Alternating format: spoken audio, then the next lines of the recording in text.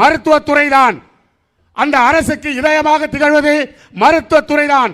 ஆகவேதான் 1961 திராவிட முன்னேற்ற கழகம் ஆட்சி பொறுப்பை ஏற்றவுடன் முதலாக மருத்துவத்துறையை ஒருவர் கேட்டால் அந்த துறையை தருவதற்கு ஒருவர் மறுத்தார்.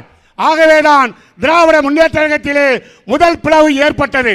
மருத்துவத்துறையை 1961 கேட்டதே எம்ஜிஆர் அவர்கள் என்பதை நீங்கள் நிறுத்தியிருக்க வேண்டும். எம்ஜிஆருக்கு மருத்துவத்துறையை தர மறுத்தது பாசமிகு தலைவர் முத்தமிழறிஞர் கலைஞர் தான்.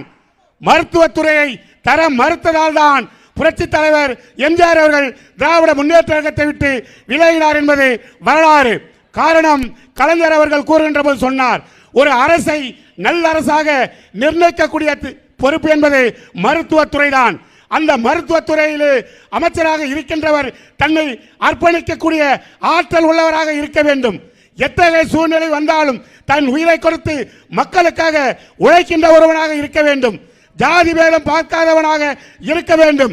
உயர்ந்தவன் தாழ்ந்தவன் என்ற அந்தஸ்து பேகுபாடு பார்க்காமல் ஒருவன் இருக்க வேண்டும். 24 மணி நேரத்தில் எப்போது அழைத்தாலும் அந்த அமைச்சர் வர வேண்டும்.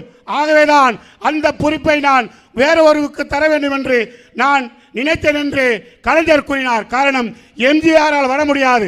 எம்ஜிஆர் 24 மணி நேரம் இதேபோல் மக்களுக்காக உழைக்க முடியாது. அந்த பாச தலைவன் இயக்கத்திற்காக 1961 ஒரு புரட்சிக்காக ஒரு மருத்துவ அமைச்சரை நியமித்தார்.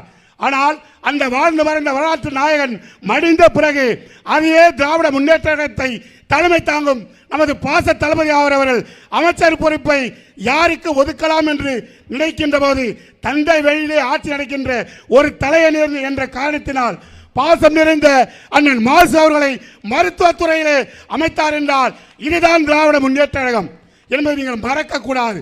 இதுதான் இந்த இயக்கத்தை பொறுத்தவரை வாழ்கின்ற ஒவ்வொரு தொண்டனும் தன் உடல் குட்டில் இருக்கும் உயிர் இருக்கும் கடைசி சொட்டு ரத்தம் வரை இந்த இயக்கத்திற்காக உழைப்பான். என் அருமை தோழர்களே, திராவிட முன்னேற்ற கழகம் என்பது ஒரு வரலாறு காணுகின்ற இயக்கம், ஒரு நூற்றாண்டை நோக்கி செல்லுகின்ற